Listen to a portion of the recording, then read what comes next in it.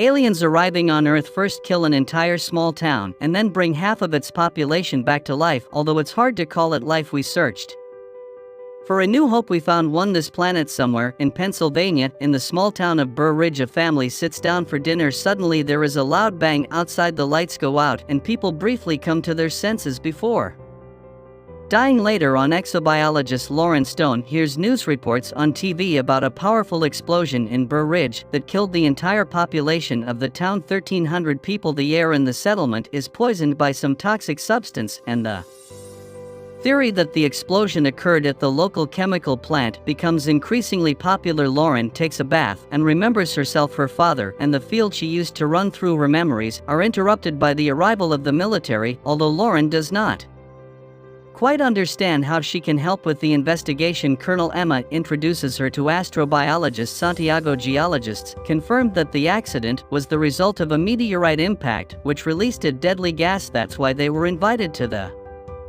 crash site. The military will be grateful for any evidence they find that can shed light on the nature of the incident. America assures Lauren that he chose her because he read her work, but asks her to take an alcohol test. Scientists are dressed in protective suits and taken to the meteorite crash site. On the way, Santiago praises her book on microbiology in Antarctica and signs of extraterrestrial life, but the woman doesn't engage in conversation. Arriving at the site, the pair only sees a snowy field and a small pile of ground. While Santiago inspects the area, Lauren notices a small sprout of some red plant and pities it for growing in such a terrible place. Upon arriving home, Lauren begins to search for similar cases and finds mention of a similar incident in 2013. A meteorite exploded over the city of Chile. Events in Russia, and an interview with the local resident was filmed by American television. She recounted that after the meteorite fell, a poisonous gas spread throughout the area, causing many people to die. It was also said that a very large tree grew at the site of the impact, around which all living things died. The tree was cut down, and information about the incident was kept secret. In the postscript to the interview, journalists reported that the woman was killed almost immediately after it. The next day, doctors begin to perform an autopsy on the man who died in Blue Ridge, and at first everything looks completely normal, but when the doctor makes an incision, a strange blue liquid begins to seep out, which then returns to the body after a short time and the wound heals. But even more surprising is the resurrection of the man, who suddenly sits up on the table and silently looks down, not reacting to the voices of those around him. The man has no pulse of blood pressure and his body is cold. In other words, by all indicate occasions, the man is dead. Suddenly there are cries behind the door. It turns out that another 40 people suddenly opened their eyes and came back to life. The doctors tried to get some kind of reaction from the resurrected, but to no avail. They are all residents of the town center who not only inhaled the poisonous gas, but also ingested some substance that led to DNA transformation, and the only thing the resurrected do is occasionally turn around. Meanwhile, Lauren tells Emmerich about the Chelyabinsk meteorite, but the people in Russia were also victims, which means that this is someone's terrible plan. But the colonel does not believe in conspiracy theories. Later, a government commission discusses the incident and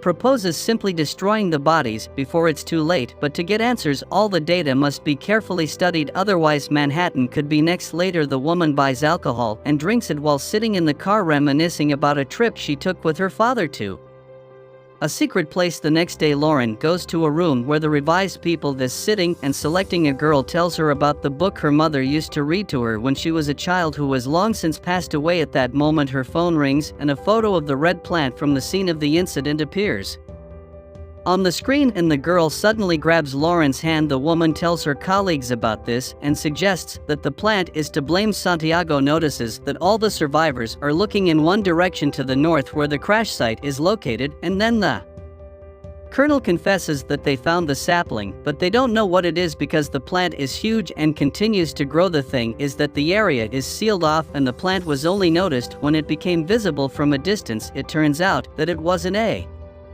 meteorite that fell on the ground, but a huge seed. A team of scientists is sent to the site, taking one of the revived with them. They bring him to an unimaginably huge tree on a cart and watch from a distance, but he remains motionless, and when people have lost all Hope the man in the wheelchair suddenly moves, raises his head, looks in surprise at his hands and the snow under his feet, and then he admits that he can't survive in the Earth's environment, so he will stay here. Upon returning, Lauren reports that the tree is generating the necessary environment for its survival, including the air that is toxic to humans. The aliens arrived on Earth through special portals that scientists call wormholes. She is bombarded with questions revealing that she has had problems with alcohol and prohibited substances. Later, a psychotherapist calls her answering machine, who was waiting for her at a session as part of his sentence. They were supposed to discuss her childhood memories that are haunting her, but she didn't show up at that moment. Her father shows up at the door, but Lauren is not pleased to see him. He tries to start the conversation and recalls hell. On her 8th birthday, she asked for a scientific laboratory, and they gave her an old barn. However, her obsession with space spiraled out of control, and her mother became wired. Sometime later, the colonel summons Lauren again. The alien wants to speak, but only with her, as he sees her as a friend. They have prepared the list of questions and asked her to find out where they came from and why they came. The alien explains that their home is no longer suitable for their species. They were searching for a new home and found it using coordinates received from a human with the call sign Supernova 94. From that same human, the aliens learned all the strengths and weaknesses of humans. The alien asks the military to leave, and Lauren admits that the tree will soon destroy everything as it is harming the planet. The alien then says that humans will not be able to stop them because they are used to fighting and they have abilities. And here Santiago starts acting strangely. He drops his suitcase and begins to unzip his protective suit. The military personnel tried to contain him, but they cannot do anything. The man falls to the ground and tears the hose from the mask of a soul soldier who is trying to help him. The soldier removes his useless mask and dies. Then one of the soldiers suggests shooting the alien, and just then they are hit by a sound attack that drives them crazy, and they open fire on each other. One of the survivors takes stun Lauren away. Later, a fighter jet armed with missiles is sent to the tree. The pilots see a small figure of a person at the base of the tree and receive orders to attack the target, but suddenly an impenetrable dome covers the tree. The missiles explode, causing no harm to the tree. Meanwhile, the news reports that the FBI is searching for a person with the nickname Supernova 94 who seems to be responsible for the expansion. People around the world tell stories about strange sounds that occasionally come from unknown sources. In some places, smoke emerges from the ground, killing all living things. People pray day and night, and martial law has been imposed in many countries. The earth trembles, crops die, and vegetables rot in the ground. One day, Lauren goes to her father's house, but first she approaches the locked barn, which has a sign that reads Lauren's laboratory. But after looking at the house, she walks away and heads towards the tree. For many years she has been tormented by the question of who or what she is. The end of the world is approaching, but she feels relief, as if she will finally live freely, and she plans to find the truth. Right here she meets the alien hotel, so that the tree's undergoing transformation. Feeling the tremble under her feet, Lauren lies down on the ground and listens to the hum of the planet. The time has come, new life is growing, and all of this has happened because of her.